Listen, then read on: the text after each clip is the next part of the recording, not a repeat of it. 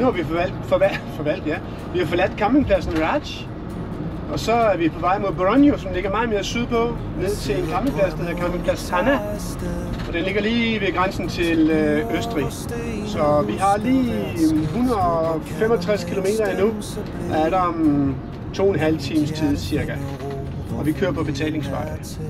Så vi satser på godt vejr resten af vejen. Det her, det er det, vi kører igennem rigtig mange kilometer. Skov, både på den ene og på den anden side. Det er virkelig smukt. Det gør det heller ikke dårligt, at det er sådan en solskinsdag. Tjekkiet, det er op, det er ned, og så er det edder saksus med grønt.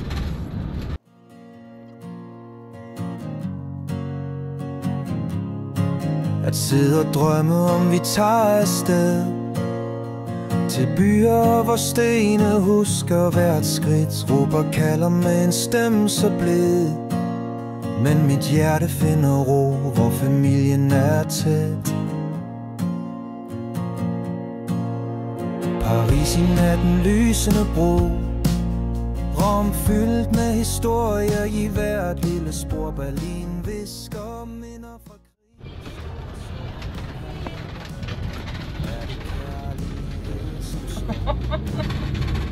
Kærlighed, ikke? Jo.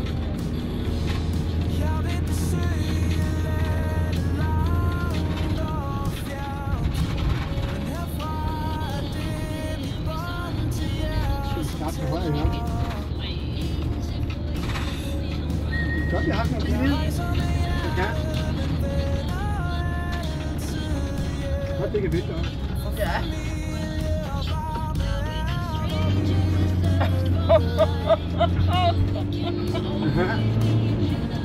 Det var opad. Ja, det må vi sige. Og der var en stigning på... Ja, det var voldsomt i hvert fald. Måske 20-25% eller sådan noget.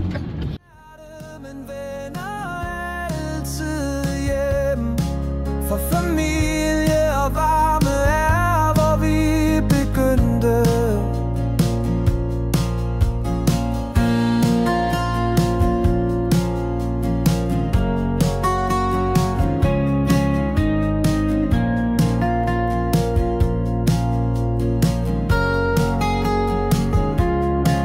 På brostens gader, hvor verden går forbi, jeg samler øjeblikke, en skat for min tid. Men 1000 steder mister glansen, og jeg indser, at kærlighed er hvor I står nær.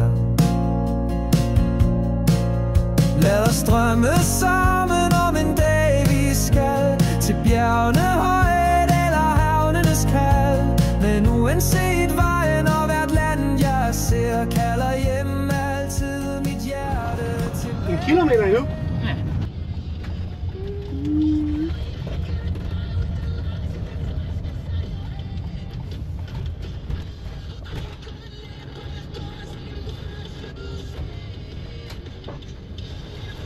Det her er faktisk pladsen fra, hvor man kommer ind til Camping Hanna.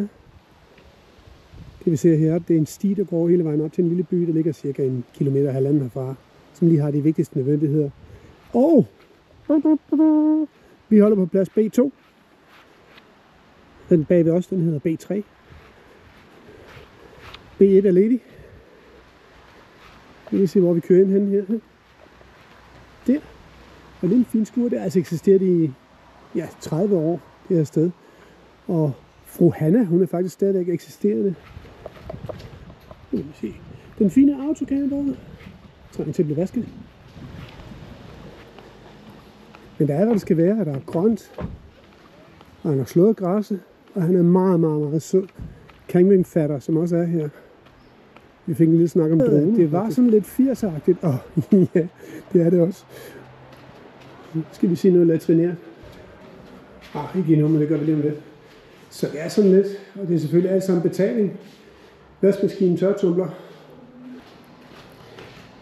Men vi er helt tilbage i tiden. Vi ser det her. Men det er rent, og det er pænt. Så kan man gå i bad ind. Så får man sådan en polet. Så får man 5 minutter. Jeg tror, jeg har fået en nogenlunde fornemmelse af pladsen her. Og man kan bestille morgenbrød. Kommer op og hente klokken 8 om morgenen. Det var lidt den hurtigste gennemgang af den her plads. Så spiller vi kort. sammen med Thomas og Stine. 500. Ja, vi er færdige med at spise, og så har vi fået vores første spil, eller haft vores første spil med den nye kort. Det kort, hvor Thomas og Stine er på.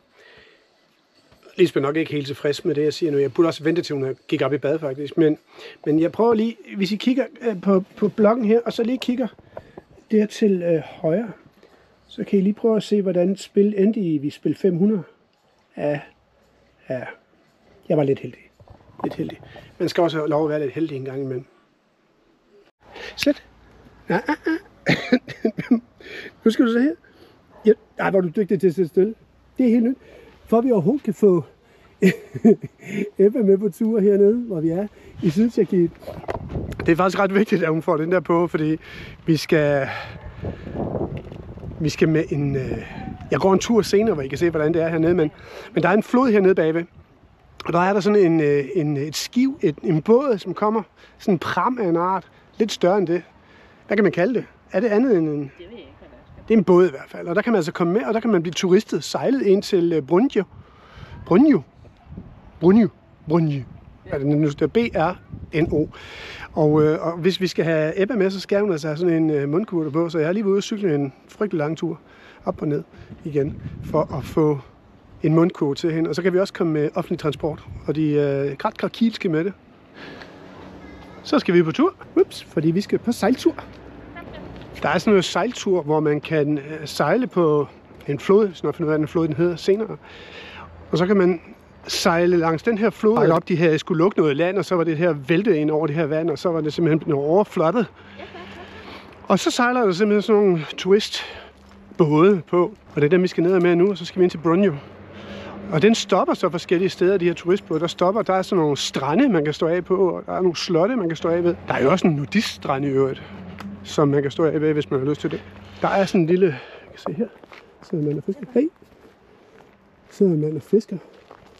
Der sidder faktisk flere fiskere hernede. Vi var hernede i går også, der var der også flere, der var ude og fiske. Der var faktisk en ude i en båd og fiske. Og så det her, der kan I se broen, og den skal vi henover, skal vi over på den anden side, fordi det er over, at båden den kommer. Færge? Ja, det ved jeg ikke. Det kan I selv bedømme, når I ser den, om I vil kalde det en færge, eller hvad I vil kalde det. Jeg vil gætte på, at der er hvad? 22-23 grader? Ja. Og det vi oplever hernede rigtig meget af, det er, at der er enormt mange frugttræer. Altså æbler, kirsebær, hvad har vi mere set? Moraller, mirabærer, kan vi lige heroppe af. Altså, man skal ikke være dårligt gående, hvis man er ombord på sådan en skib her, fordi vi skal over på, vi skal lige op her.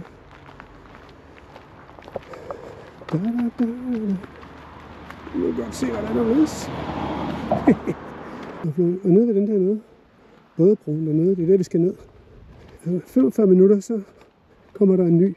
Og det er ikke dem alle sammen, der kommer herned. For det her, hvis det er helt nede i enden, det her, det er Væska Bræska. Du er nødt til at have det på vejen med. Ja, og så får du da bare kameraet.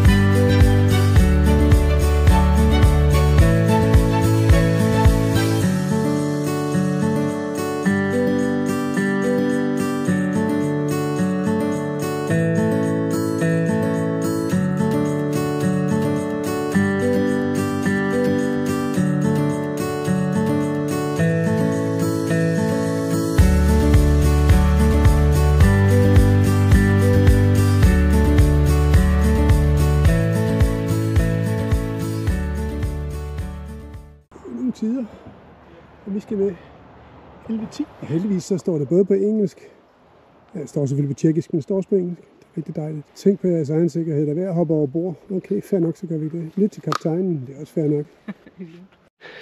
Vi har nemlig været ude at investere, som nogle af jer så i går på billedet. En mundkurv. Det skal den have på, for at vi må komme med. Så vi trænede lidt med Ebba i går, og gav den nogle gode bidder, men Jeg er selvfølgelig ikke helt tilfreds, og vil gerne have den af. Men vi skal have den på, hvis vi er med ombord her. Hvad? Skal du snakke sådan hele tiden? Jeg snakker hele tiden. Ja, det skal man. Det skal man. Man skal snakke hele tiden, fordi man skal fortælle. Man kan godt bare filme. Nej, jo, det kan man godt. Ja. Det gør jeg også nogle gange, hvis vi bare kører. Men du behøver ikke at ligesom du fortæller historie hele tiden. Jeg får skæld ud. Jamen, de kan jo se, det skal. Nej, du får ikke skæld ud. Det er bare sådan, at du snakker sådan hele tiden. Det der. Fortæl lidt højere, for skal vi ikke høre af kameraet. Det er klart. Folk kan ikke høre på det. Jo, de gør. Nej. Nå, jeg er ligeglad med det. Det er til ære for os. Når vi er tilbage om 20 år og kigger på det her, så ved vi, at du stadig.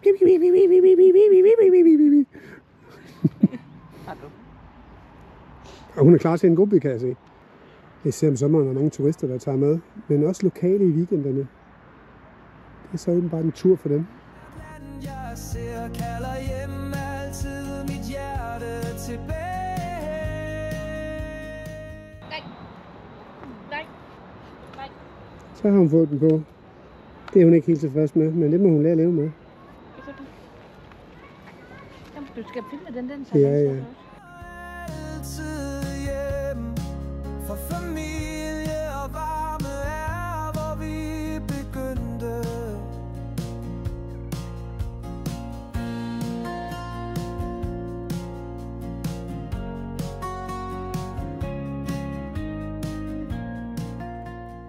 Ah, det er fint.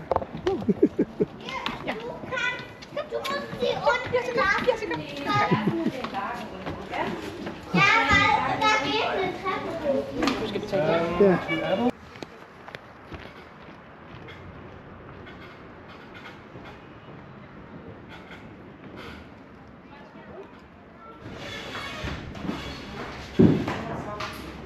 Ej, fint lille ski, hvor vi kan betale med kort. Og faktisk, hvis man er tørstig nok, eller sulten nok, eller har brug for et eller andet, så er der simpelthen sådan en maskine her ombord på os. Nice. Hej.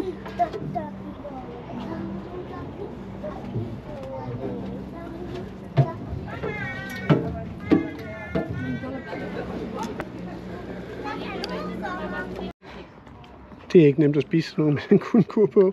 Hundekur. Ja, mundkur. Hun gør det godt. Jeg synes faktisk, hun gør det godt. Jeg kan ikke se en ski. Jo, det er sådan. Det må man godt filme. Må man det? Det må man godt Ej, hvor jeg sveder nu. Også lunt her. Ja, det er det godt med. Ja, bare. Her.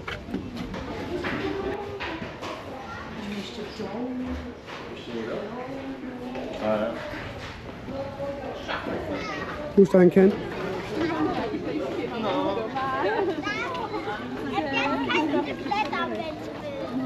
She's happy. Let's also have this one on here, and then now she get it out. Sorry. Det skal også være tid til is. Og vand til wuffen. Vi er i udkanten af Brno. Det hedder Brno Brzgist. Det er svært at udtale. Så nu går vi ned, og så tager vi et tog, S-toget, ind til byen. Der skal være 10 km cirka. Jeg tænker bare, at vi kom derned fra vandet den vej. Men jeg skal da optage, hvad vi gør. Men hvordan med billetter og sådan nogle ting? Men det ved jeg ikke. Det finder vi ud af. Det skulle nok købe med det. Vi er på en lille station, der hedder Pristavista. Og nu skal vi med tog mod Brno forhåbentlig. Så vi hopper på. Vi har 2 billetter, og forhåbentlig er de købt rigtigt.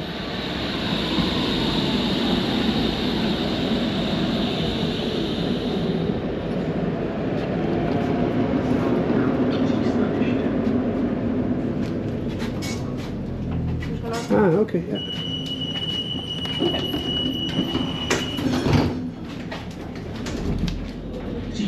Jeg filmer bare det i Novi Sad.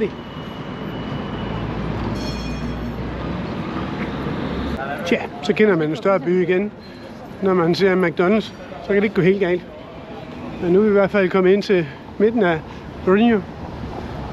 Og de kører jo corona hernede. Mønten altså. Og det er cirka en tredjedel, så hvis vi siger et eller andet med et tal eller noget, så er det cirka en tredjedel, så er det danske penge. Lad os bare gå derover. Ja. Togdag.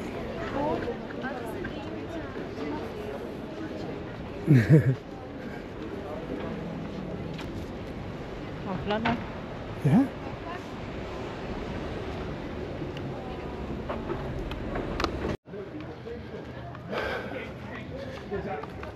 Som så mange gange før, så går vi op i bakken. Det.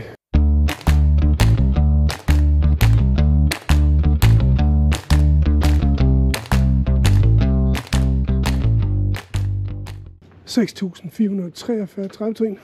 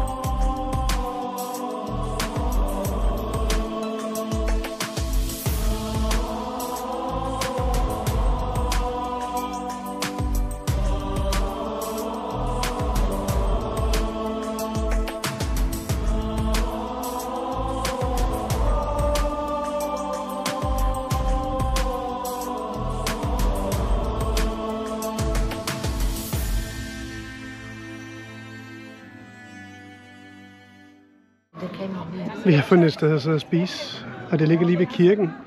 Nu prøver jeg lige at dreje rundt, så I kan se, hvordan det ser ud, fordi vi er sultne nu. Her ved kirken ligger med det, og så sidder vi nede i sådan en fin have. Det er snart sådan. Kan du lægge på bagefter og skrive, hvad det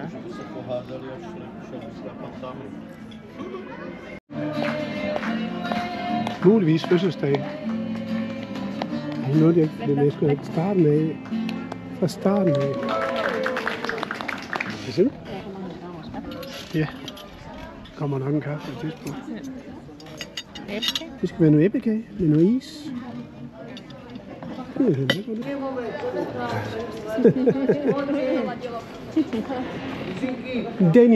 Danish. Ja, ich spreche Deutsch. Ja. Ja, wir kommen aus Dänemark.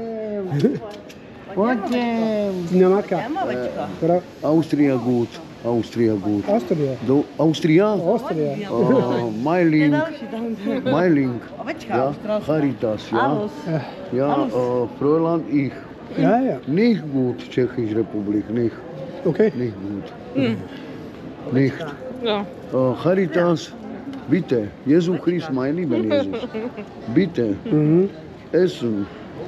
Okay. 2 Euro bitte. No. Bitte. Fräulein, essen bitte Brot. No. Bitte 2. No. Nå, han vil have nogle penge. Det får han ikke nogen af. Kom her, så klap min hund. Nej, det kan han ikke. Det koster ham 2 euro at klappe vores hund.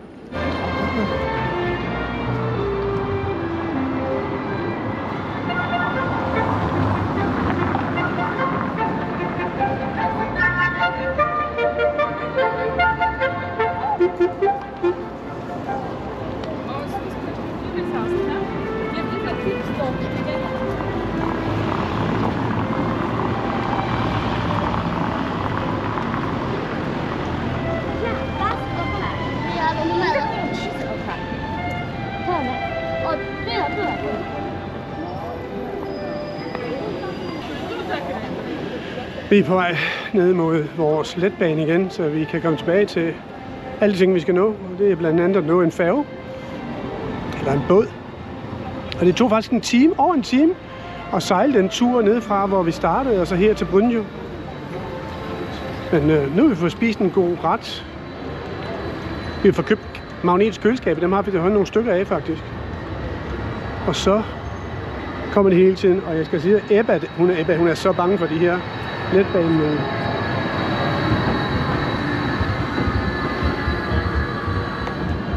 Der er hun ikke helt tilfreds. Men det går nok alt sammen. Så skal vi finde en nummer 1. Så blev det aften. Hen mod aften. Klokken er cirka 17:30, der sejler vi. Prøv lige at se, hvad vi får lavet. Det ser sgu meget godt ud.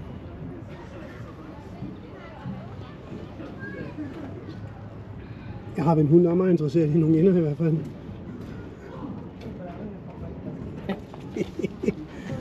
Er du klar?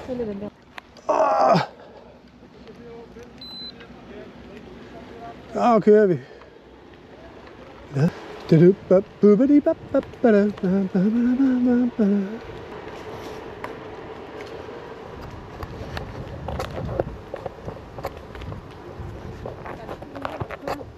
Ja.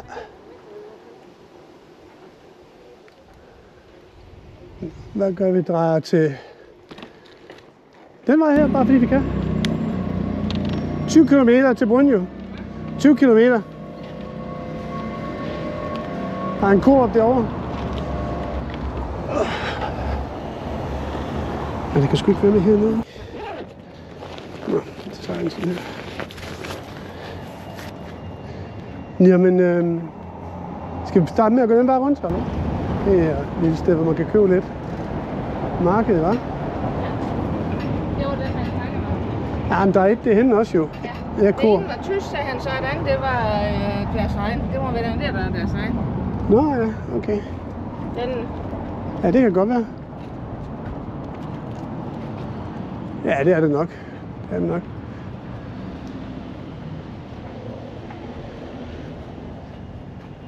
Ja, det er sgu samme pris som hjemme. 10 kroner for 1,5 liter cola. Det er samme pris som hjemme. jeg kan bare gå hernede og spise i aften. Jeg tror ikke, det er, vi kan bruge. Nej, det kunne man selvfølgelig godt. Det er simpelthen en dyrklinik, det der. Det er en dyrklinik. Ja, den der. Det er til dyr. Hvis der fejler et eller andet med dyr. Jo, det kan godt være, at den er faktisk lukket, ja. Det ser også lidt lukket ud, gør den ikke det? Lad det over.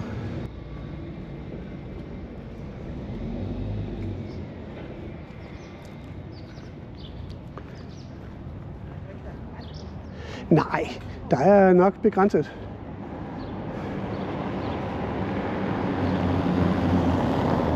Der er en skraldespand lige derovre. Skal vi tage hunden?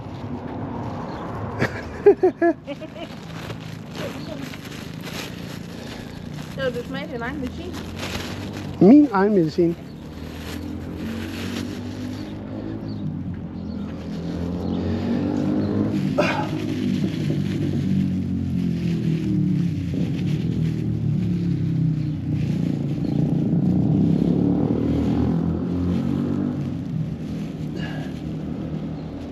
Ej, jeg kan ikke få det op her.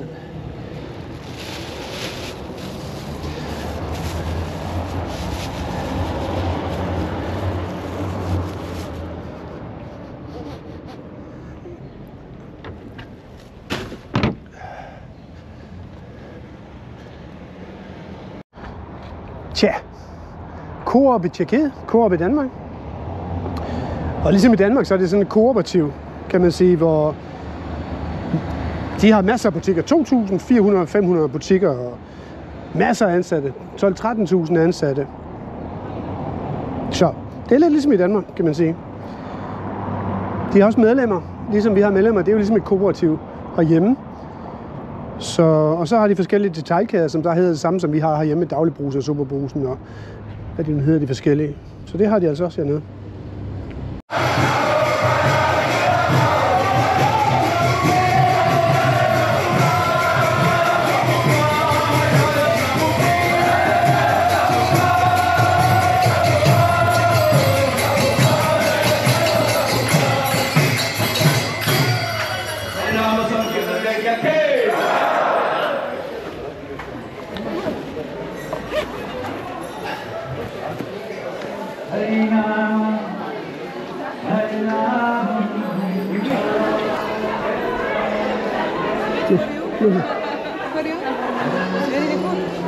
Okay, I try. Thank you. Fordi det er jo et udsigtssted, så jeg tænker, at man skal bare gå op og op og op og op.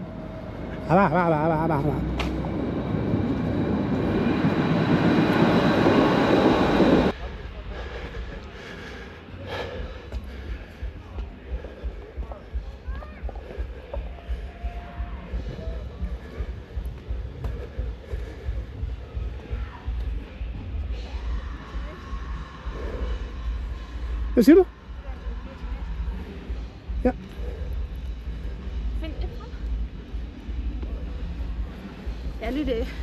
Hvorhenne? Inderst. Er det en lille lomme, stor lomme? Tag den nu bare på de små lommer.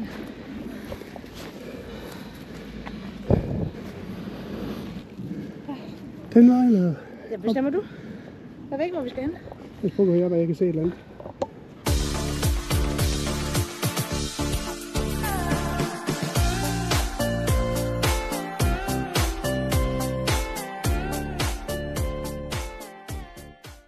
Rat Spielberg.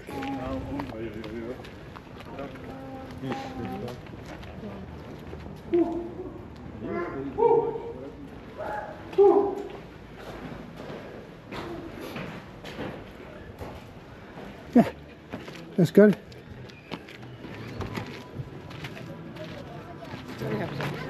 Som alle andre steder ved store mindesmærker og slotte des lignende, så er der altid forfriskninger på. Og det er måske også godt det samme.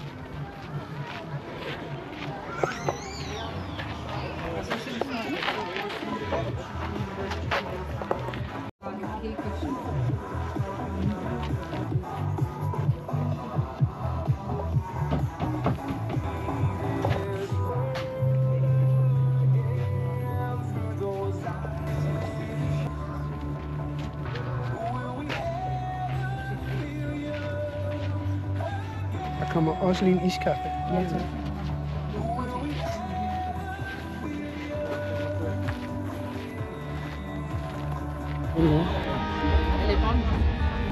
Koncert på slottet. Noget metal trash, et eller andet.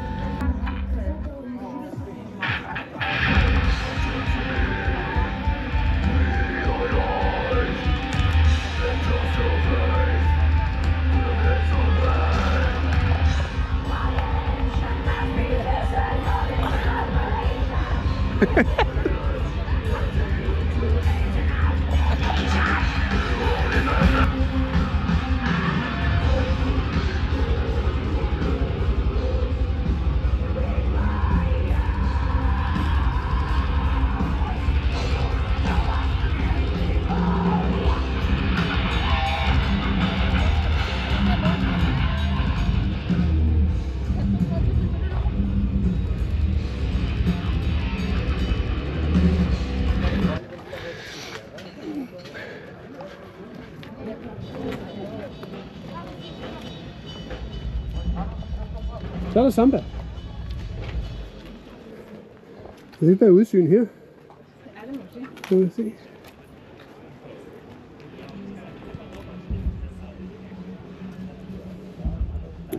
Brunch.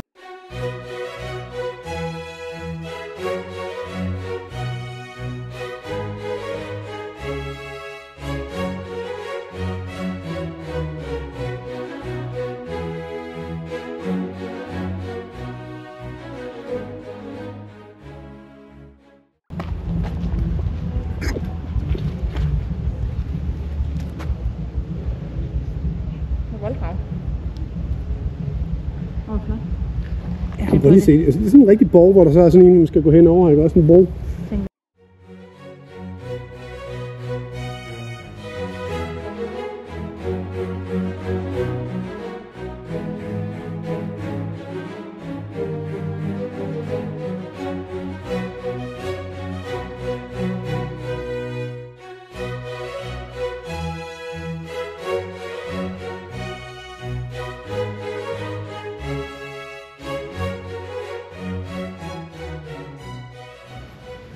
Her kan man også sidde, det ser hyggeligt ud. Og sætte der.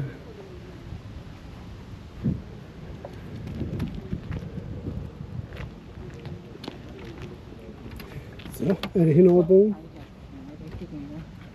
Kan det ikke? Det kan jeg også gengæld. Jo, jeg kan godt kigge, jeg kan bare ikke gå hen over noget, så jeg godt nok det. Er der noget at se igen? Jeg tror, vi skal komme ind fra den anden side af, men ja, jeg går lige ind og kigger her.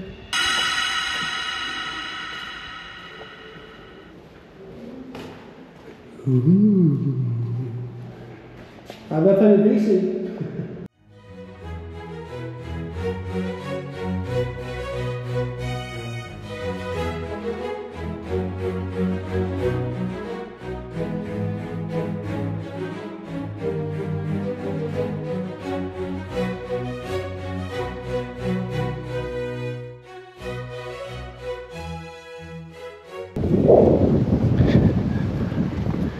Og kaste hunden ud over og se, hvad nogen siger. Jeg kan kaste dig ud over.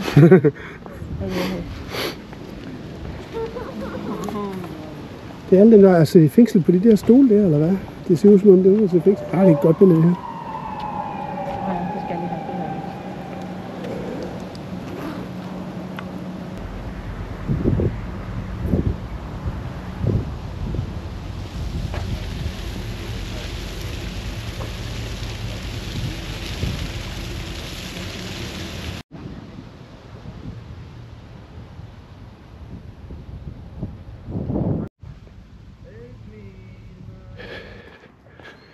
Når modsætninger mødes, og vi ved, du ryger i helvede, for det har du lige selv sagt, så må jeg ryge i himlen jo. Det var dig, der sagde det.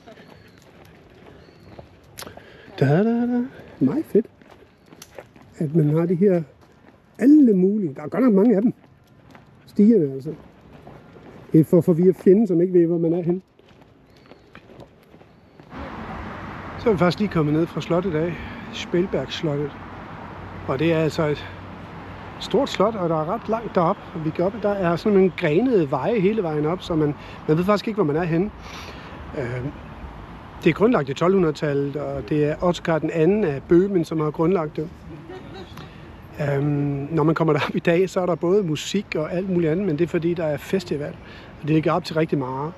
Det er kendt for, det er, at det har været et af de mest berygtede fængsler overhovedet under Habsburg-dynastiet. Og der har siddet mange politiske fanger, og de kaldte det faktisk i 1800-tallet helvede på jord. Så nu er det kulturcentrum, tidligere kongeborg, og som sagt rigtig berygtet fængsel. Under 2. verdenskrig, under Gestapo-tiden, der blev det brugt rigtig meget til fangetagelser og henrettelser. Så er der ved at blive gjort klar til, at der skal være Brasil-fest. Og vi har fundet et sted at spise. Det er også inde i centrum.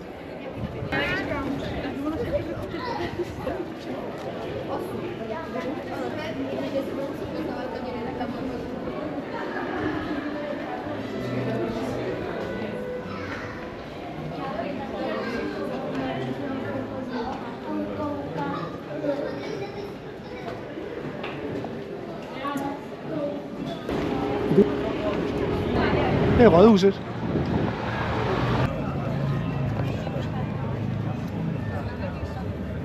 Skjold på den blikke. Ja.